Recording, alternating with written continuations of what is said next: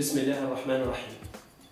بمناسبة انتهاء السنة الدراسية 2012-2013 تتقدم أسرة جمعية أساتذة علوم الحياة والأرض بسوسة والمتمثلة في السادة والسيدات سمير بن رجب، السيد محمد بن حسن، السيد عاطف العمدوني، السيدة راضية البحر سهلول، السيد شكري بن حسن، السيد سالم الأندلسي، السيدة نهى الشايب، السيد بسام السامعي، السيدة أمال الفقي، السيد خليل الشطي، السيدة نواة الشايب، والسيدة كريمة القحة منصر، إلى كافة أعضاء الإطار التربوي، ونخص بالذكر منهم أساتذة علوم الحياة والأرض، وذلك على ما بذلوه خلال هذه السنة من جهد في تدعيم أنشطة الجمعية.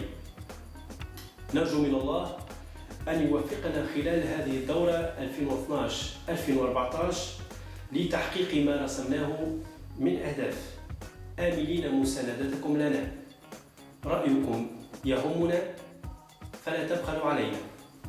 مع تحيات أعضاء جمعية أساتذة علوم الحياة والأرض بسوسة.